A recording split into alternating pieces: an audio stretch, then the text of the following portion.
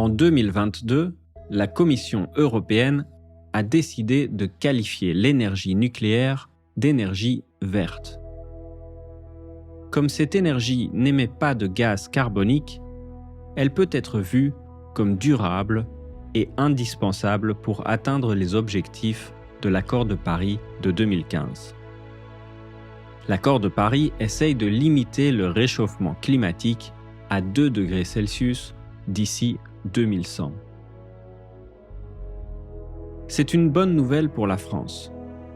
Depuis longtemps, le pays a beaucoup misé sur l'énergie nucléaire. L'histoire commence quand Pierre et Marie Curie reçoivent le prix Nobel de physique en 1903 avec Henri Becquerel pour leur recherche sur les radiations. La promesse d'une énergie bon marché, locale et indépendante du pétrole, et qui peut être utilisée militairement, séduit beaucoup de nations.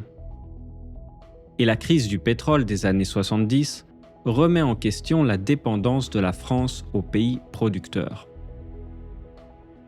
Le gouvernement décide d'accélérer le déploiement du nucléaire sur tout le territoire.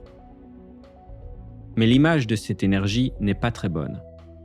Chaque centrale de fission nucléaire crée une quantité de déchets qui ne disparaîtront pas avant plusieurs milliers d'années. Il faut les cacher ou payer d'autres pays pour qu'ils s'en occupent. En plus, la France reste dépendante des nations qui extraient l'uranium, comme le Kazakhstan ou le Niger. L'intérêt monte pour des énergies naturelles, principalement les énergies solaires, éoliennes et hydrauliques. Mais ça ne suffirait pas à répondre à la demande. La France produit 69% d'énergie nucléaire, 24% d'énergie naturelle et seulement 7% d'énergie fossile, ce qui correspond plus ou moins à la moitié de ses besoins. Le reste doit encore être compensé par le pétrole et le gaz naturel étrangers.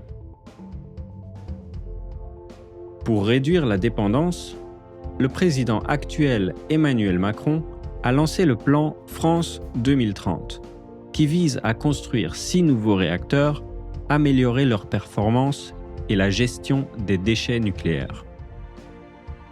Selon lui, c'est la seule solution qui permettrait une transition efficace pour devenir le numéro 1 mondial de l'hydrogène vert. Mais la construction de ces réacteurs prendra au moins 15 ans. En plus, avec ses 56 réacteurs, la France est déjà le 2e plus grand producteur d'électricité nucléaire au monde. Pour les écologistes, il faut passer le plus rapidement possible à l'énergie éolienne, la plus efficace actuellement. En conclusion, selon plusieurs médias dans le monde, la seule méthode pour atteindre le plus vite possible l'objectif d'une énergie durable n'est pas de construire plus de centrales, mais de faire preuve de sobriété. Au fond, l'énergie la plus verte est celle qu'on n'utilise pas. Question. Quelles mesures peuvent être prises par chacun pour réduire la consommation d'électricité ?